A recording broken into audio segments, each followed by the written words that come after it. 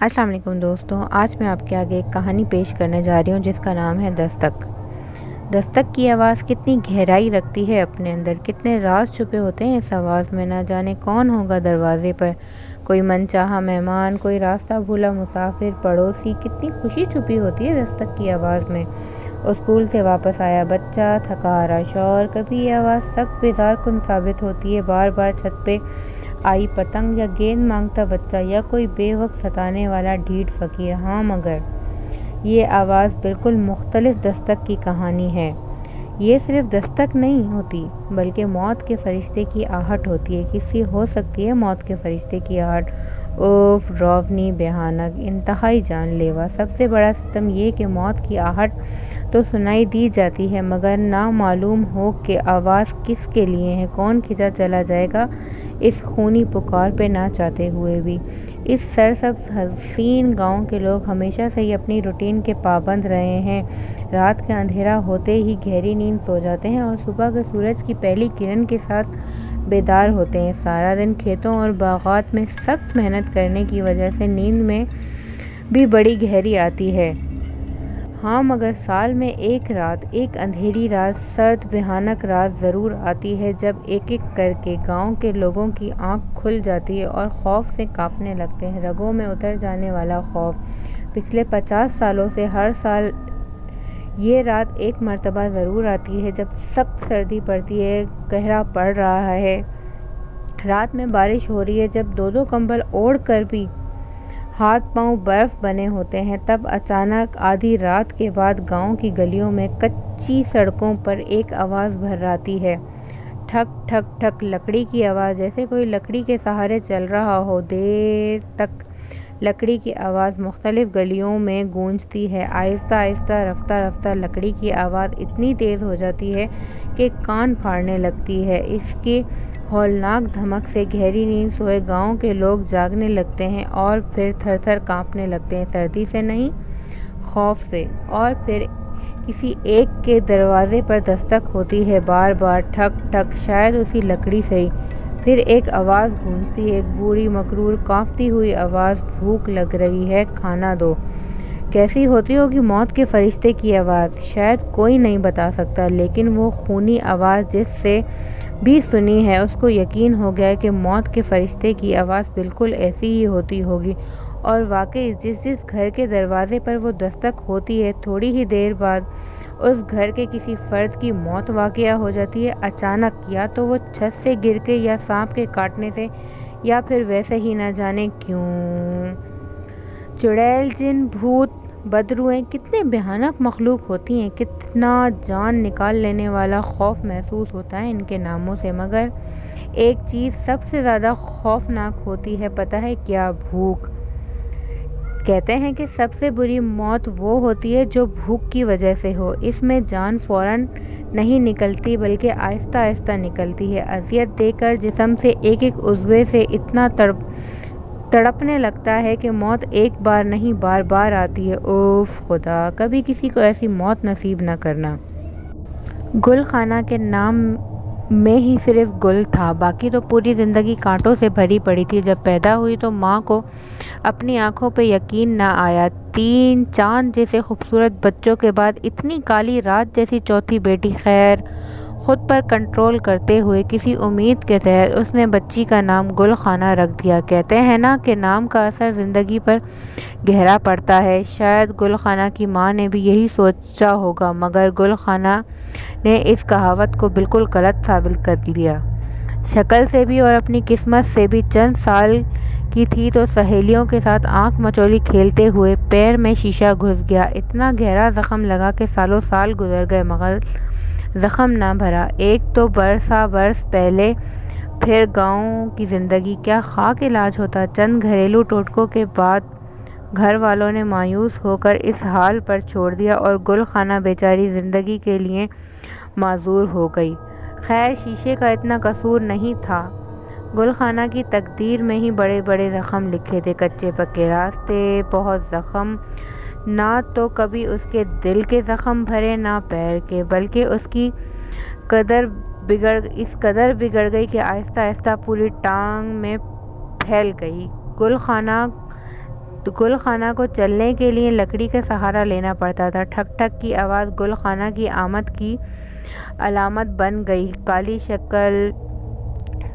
شکل، ایک پیر سے معصوم گل خانہ بیچاری، کئی مہینوں سے پڑی سخت سردی آج تو سخت ترین ہو گئی۔ صبح سے بار بار ہلکی فوار پڑ رہی تھی۔ اپنے گھروں میں محفوظ ہیٹروں جلائے یا آتش دان کے پاس بیٹھ کر کافی پینے والوں کو یہ موسم تو بڑا حسین اور رومانٹک لگتا ہے، مگر گاؤں والوں کے لیے تو باقاعدہ آزمائش بن جاتی ہے۔ مگر گھر میں بند رہنا بھی مشکل تھا، روٹی کہاں سے کھاتے؟ زیادہ سے زیادہ 1-2 دن کے بعد کام پر تو جانا تھا نا۔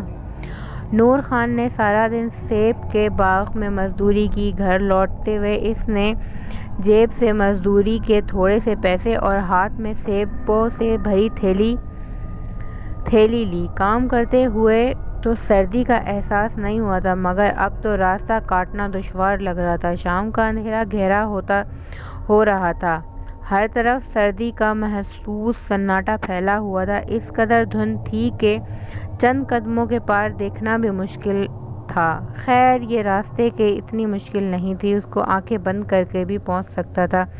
ارے اس کو سخت حیران ہوئی، تم کون ہو؟ راستے میں سڑک پہ بیٹھے بچے کو گھٹنوں میں سر رکھ کر بیٹھے بچے کو دیکھ کر بچے نے آہستہ سے سر اٹھایا۔ پھول جیسا چہرہ، سیب کی طرح سفید، کی طرح لال گال اور ویران آنکھیں۔ چند لمحے اپنے ویران آنکھوں سے نور خان کو گھورتا رہا، پھر اپنے منہ سے اٹک اٹک کر چند الفاظ نکالے، بھوک لگی، کھانا دو۔ نور خان نے بے ساختہ اپنے سیبوں سے بھری تھیلی کو چھوڑا۔ نہیں، دوسرے ہی لمحے اس نے ارادہ بدل لیا، اگر کل کام پر نہ جا سکا بچے پھل ہی کھا لیں گے۔ اس نے جلدی سے تھیلی پیچھے کر لی۔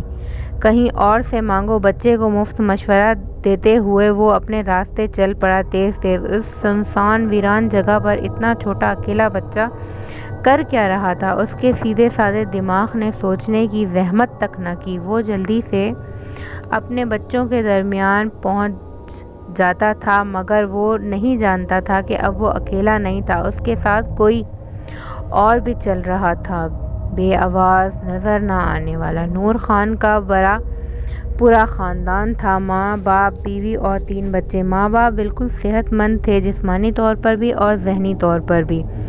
سبب معلوم، رات کا کھانا کھا کر تمام خاندان کمرے میں بند ہو گیا۔ سردی نے جنگ کر رہی تھی، سب نے بستر میں گھس کر نیند سے بے پناہ مانگ لی۔ نہ جانے کیا وقت تھا، مگر آدھی رات گزر چکی تھی۔ رات سرد تھی، اندھیری تھی اور ہیبت ناک تھی، گرتے پھوار شاید تھم گئی تھی۔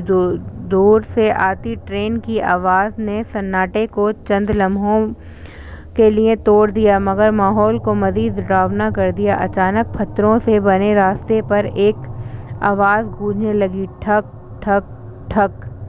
کوئی لکڑی کے سہارے چل رہا تھا۔ رفتہ رفتہ آہستہ آہستہ آواز تیز ہو گئی، اتنی تیز کہ کان پھاڑنے لگی۔ گاؤں کے لوگوں کی آنکھ کھلنے لگی اور دل ڈرنے لگا۔ شدید خوف سے ایسا لگ رہا تھا جیسے لکڑی کی آواز نہیں آ رہی ہو، بلکہ جنگ کے تاشے بج رہے ہوں، موت کا بلاوا آ رہا ہے، لیکن کس کو؟ دیر تک آواز مختلف گلیوں میں گونجتی رہی، لوگوں کی سانس سینوں میں گھٹتی رہی۔ پھر ایک دروازے پر زور سے دستک ہوئی، بہت زور سے۔ گھر والوں پر سہکا طاری ہو گیا، دل خوف سے پھٹنے والا ہو گیا، سوائے نور خان کے۔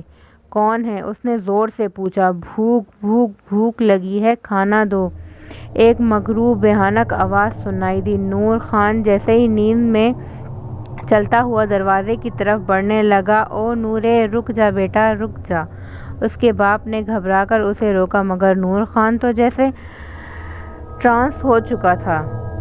وہ چونکتا جھومتا اپنے بستر سے نکل کر دروازے پر پہنچ چکا تھا اور اپنے گھر والوں کے چیخو پکار سے بے نیازو دروازہ کھول چکا تھا، مگر دروازہ کھولتے ہی اس کی مدہوش یخلق ختم ہو گئی۔ وہ پاگلوں کی طرح چیخنے لگا، پلٹ کر واپس گھر میں جانے لگا، مگر شاید ٹھوکر کھا کر صحن میں ہی گر پڑا۔ اینٹوں سے اس کے ماتھے پر اتنی تیز چوٹ لگی کہ خون کے فوارے ابل پڑے۔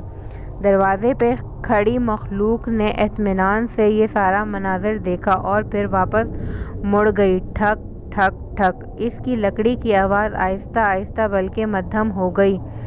بابا نور خان کی بیوی نے زور زور سے روتے ہوئے نور خان کے باپ کو آواز دی، جو سکے کے عالم میں کھڑا رہ گیا تھا۔ باپ، آپ کسی کو بلائیں، نور خان کو اسپتال لے کر چلو۔ نہیں زرینہ، نور خان اب اس دنیا میں نہیں ہے۔ نور خان کے باپ کی آواز جیسے کہیں دور سے آتی محسوس ہوئی ہو۔ گل خانہ اس کو اپنے ساتھ لے جا چکی ہے۔ وہ جب کسی کا دروازہ بجاتی ہے تو اس کے ساتھ لے کر ہی جاتی ہے، کبھی اکیلی واپس نہیں جاتی، کبھی بھی نہیں۔ اس گاؤں کے لوگوں بہت خوبصورت تھے ہمیشہ، مگر پتھر دل ہمیشہ سے۔ 25 سالوں میں کون کون اس دستک کی آہٹ کا شکار بن چکا ہے؟ نور خان، دریا خان، ستارہ بی بی، گل پری، اور ہاں، سب سے پہلے اور اہم نام تو رہ ہی گیا، شمع گل خانہ کی بھابھی۔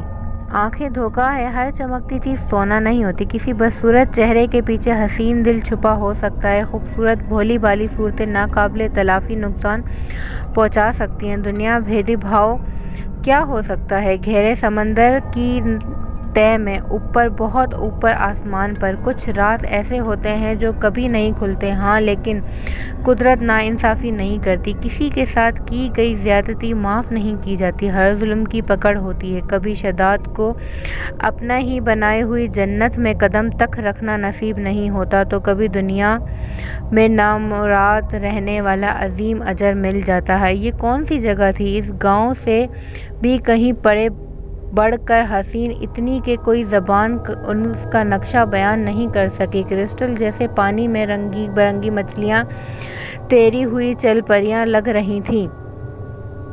اگر وہ گاؤں جنت کا ٹکڑا تھا تو شاید یہ سچ مچ جنت تھی۔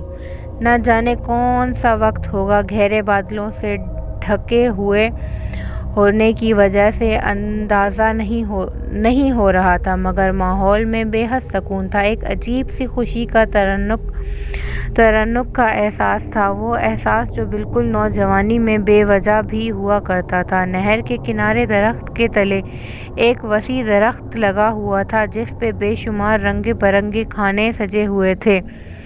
دسترخواں پر پورے 25 لوگ بیٹھے تھے، کھانا کھا رہے تھے، کوئی ان کی خالی ہوئے برتن بار بار بھر رہا تھا، ان کو بہت پیار سے خوشحالی سے کھانا کھلا رہا تھا، توازن کر رہا تھا۔ کون؟ ایک عورت۔ وہ عورت بہت خوبصورت تھی، بالکل صحت مند تھی، اور وہ گل خانہ تھی۔ تو اس طرح کی انٹرسٹنگ کہانیاں سننے کے لیے ہمارا چینل لائک کریں، سبسکرائب کریں۔